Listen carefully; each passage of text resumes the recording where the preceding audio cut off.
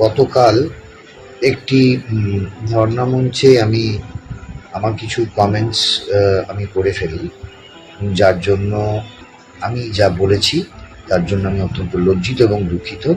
এবং আমি কোনো সাফাই গাওয়ার জন্য আজকে এই ভিডিওটি করছি না। আমি বিশ্বাস করুন, আমি কলকাতার ধর্ণামঞ্চে ভুল বক্তব্য রেখে ধিক্কারের শিকার হয়েছেন অভিনেতা কাঞ্চন মল্লিক। অবশেষে অনুতপ্ত মনে গতকাল এক ভিডিও বার্তায় তিনি ক্ষমাপ্রার্থী হন।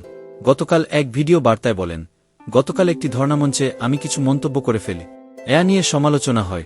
আমি আমার বক্তব্যের জন্য দুঃখিত এবং লজ্জিত। কাঞ্চন আরও জানান, তিনি কোনো সাফাই গাওয়ার জন্য এই ভিডিওটি করেননি। তিনি অন্তর থেকে অনুভব করতে পেরেছেন তার ত্রুটি। তার কথায়, বাড়িতে আমারও স্ত্রী অসুস্থ ব্যক্তি রয়েছেন, যাকে সুস্থ রাখতে চিকিৎসা পরিষেবার প্রয়োজন পড়ে। এছাড়া আরও অনেককেই প্রয়োজন অনুযায়ী পরিষেবার ব্যবস্থা করে দিই। তিনি তার ধৈর্যচ্যুতির কারণ উল্লেখ করতে জানান, তার ভাইয়ের সমান এক বন্ধুর মা মস্তিষ্কে রক্তক্ষরণ থেকে মৃতপ্রায়। ওই ব্যক্তি সেদিনও পরিষেবার কারণে কাঞ্চনের দ্বারস্থ হয়েছিল।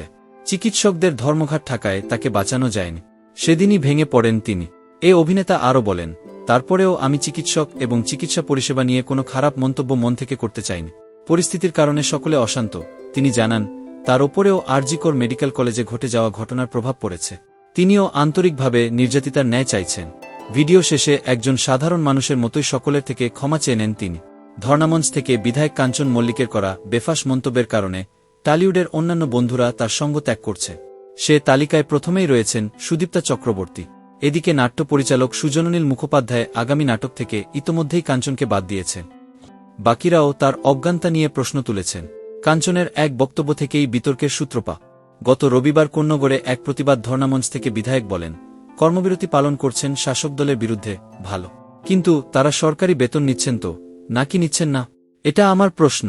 বোনাস নেবেন তো, না নেবেন না? এর পাশাপাশি কাঞ্চন বলেন, আজ আন্দোলনের নামে চিকিৎসকেরা কর্মবিরতি পালন করছেন।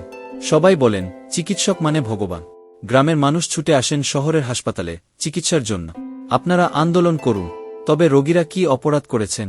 এমন কোনো কাজ আপনাদের করা উচিত নয়, যাতে তারা চিকিৎসকেরা ভগবান বলতে দ্বিধা করে।